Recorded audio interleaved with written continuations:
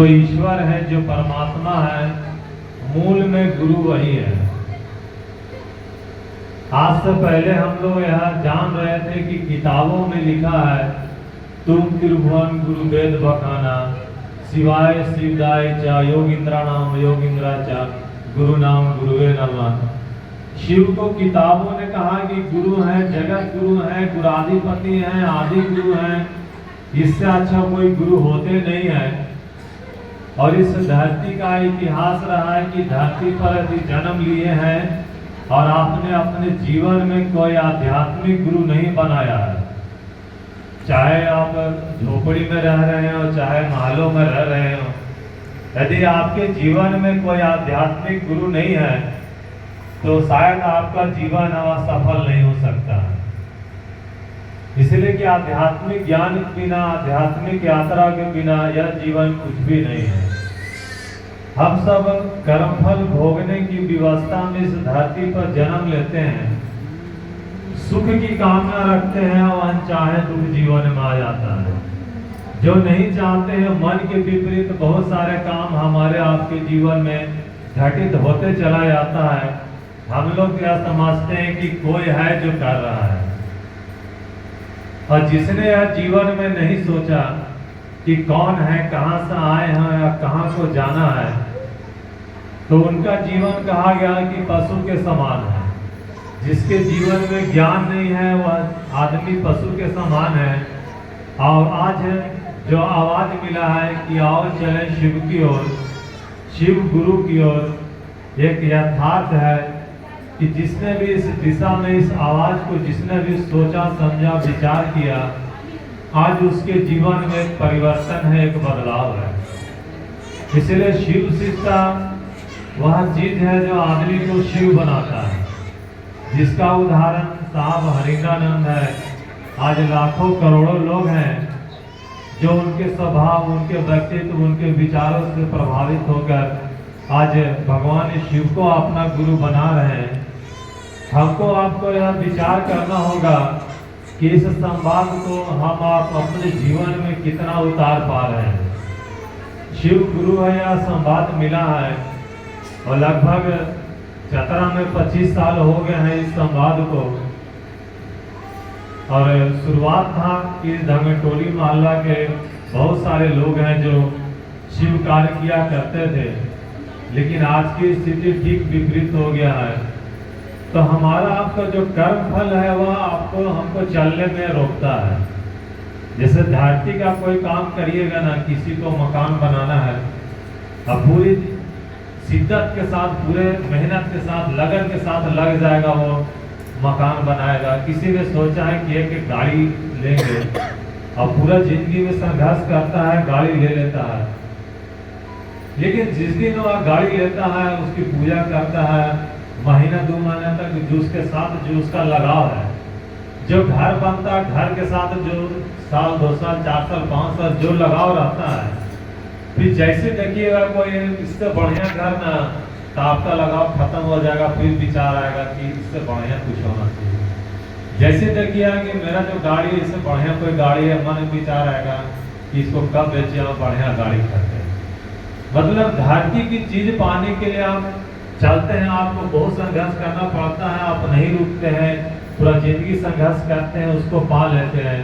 लेकिन शिव को पाने के रास्ता में चलते हैं और चले थोड़ा दूरी में, किसी कारण से आप रुक जाते हैं। कारण बहुत सारे जीवन में है, आपके इस जन्म के भी कर्म फल है और पूर्व जन्म के भी कर्म फल है। इसलिए कि शिव को आपने गुरु बनाया है तो किसी आदमी के लिए नहीं बनाया है, ना मेरे लिए बनाया है, ना लक्ष्मण जी के लिए बनाया है, ना किसी और के लिए बनाया है, अपने लिए बनाया है। और इंसान लोगों को ठग सकता है, अपने आप को नहीं ठग सकता है। तो हम आप यह खुद में डिसाइड करें, या खुद में सोचें कि जिसने यह कहा कि जब तक सांस चलेगी शिव गुरु की बात करेंगे, शिव मेरे गुरु हैं, और चर्चा में क्या कुछ नहीं लोग बोल जाते हैं, क्या यथार्थ में है वह जीवन में आपके वह झलकता है। जो चीज आप चर्चा में बोले हैं, क्या वह चीज आपके जीवन में है, तो कोशिश करिए कि जो भी शब्द को रखते हैं तो पहले अपने जीवन में वो खोज ले कि मेरे जीवन में उतरा है कि नहीं उतरा है। इसलिए कि एक दिन आएगा जो सब कुछ छोड़ के जाना पड़ेगा। इस सच्चाई की जानकारी सबके पास है। जो एकदम अनपढ़ गंवार है वो भी कहेगा कि कोई समझाने की बात है, सबको गया हम भी जाएंगे, लेकिन इसकी समझ बहुत मुश्किल है। इस बात की जो जानकारी है कि जाना है, इसकी समझ होना बड़ा मुश्किल है। और समझ होने के रास्ता में भी मन चल देगा ना तो उसके जीवन में बदलाव आने लगेगा। उसके जो विचार है, उसके जो आचरण है, वो शिव के जैसा वो होने लगता है। उसको लगेगा चलिए सब ठीक है, काहे कितना झंझट, काहे कितना झमेला। लेकिन आलम तो यह है कि 20 साल से शिव के शिष्य हैं और किसी शिव शिष्य को देख करके आपके मन में खुशी नहीं होता है। कोई दरवाजे पर जाता है तो आपको खुशी नहीं होता है, और अगल बगल में तो भी एक दूसरे को देख के खुशी नहीं होता है। जो स्थिति चर्चा से निकलिएगा तो फिर अपनी दुनिया की जो स्थिति है ना उसी स्थिति में है। तो कारण क्या है? कारण है कि आप चल नहीं रहे, सिर्फ शब्दों में शिव गुरु है, मन में मंथन नहीं हो रहा, विचार नहीं हो रहा है, गुरु का आदेश पालन नहीं हो रहा है। गुरु का आदेश यदि जीवन में पालन होगा तो निश्चित है आपके जीवन के आचरण जो व्यवहार है ना वह बदलेंगे। आपने आप खुद यह सोचे विचार करें कि महीना में साल में कितना लोग से बोले होंगे कि भैया शिव मेरे गुरु हैं, अब आपके भी गुरु हो सकते हैं। यदि नहीं बोल पाए तो इसका अफसोस आपको कितना बार जीवन में हुआ है कि मेरे गुरु का आदेश है कि लोगों को कहना है कि शिव गुरु है।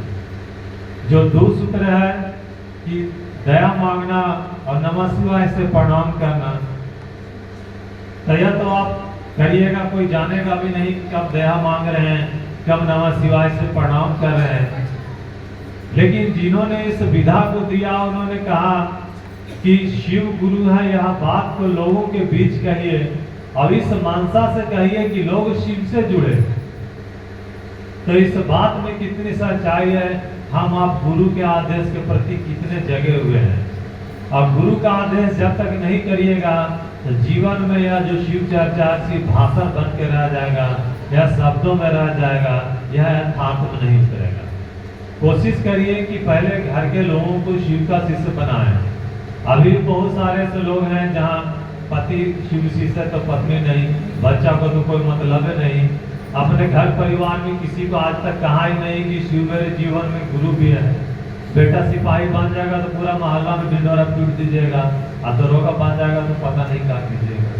लेकिन शिव उस परम सत्ता का नाम है, शिव के शिष्य होना यह बात ही असाधारण है। शिव मेरे गुरु हैं, यह बात ही असाधारण है। इस बात को नहीं समझ रहे हैं, जब समझिएगा तो शुरुआत घर से होगा। और कोशिश करिएगा जब फुर्सत का समय मिले तो लोगों से चर्चा करिए। चर्चा करने के लिए तो कुछ लगता भी नहीं है, पैसा भी नहीं लगता है, और चर्चा के हम लोग शुरू से आदि हैं। इस चर्चा को महादेव की चर्चा में बदलना है, एक एक लोगों तक यह संवाद देना, हाथ जोड़ करके प्रेम से।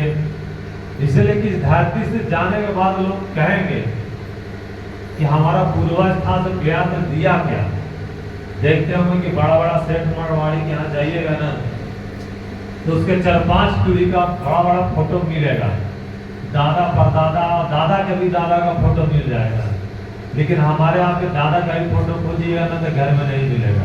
बहुत सारे लोगों को नामों पता नहीं रहेगा, इसलिए कि वो विरासत में कुछ दिया नहीं। तो आप लोगों को विरासत में कुछ नहीं मिला है, आप भी धरती छोड़िएगा, हम भी छोड़ेंगे, तो लोग आने वाला जो पीढ़ी है वो कहेगा कि बाप दादा देकर क्या गया, विरासत में क्या मिला है। यदि उस स्थिति में नहीं है कि विरासत में कुछ नहीं दे सकते हैं तो शिव को दीजिए। और जिस दिन वह समझ लेगा कि शिव विरासत में मिला है, उसको शिकायत नहीं रहेगा किसी संपत्ति का, किसी जायदाद का, किसी प्रॉपर्टी का। इसलिए शिव जीवन में जिसके मिले हैं, जिसने महसूस किया है, तो सारी खुशियाँ उसकी वहीं से शुरू होती है और वहीं खत्म हो जाती है। उसके जीवन में कुछ भी शेष नहीं रहता। हम आप कोशिश करें कि हमारे गुरु का जो आदेशित कर्म है, इस आदेश पर हम लोग चलने का प्रयास करें। इसी में सब कुछ है। कुछ ऐसा नहीं है आपके जीवन में जो नहीं पाया जा सकता है आपके गुरु आदेशित कर्म को करके।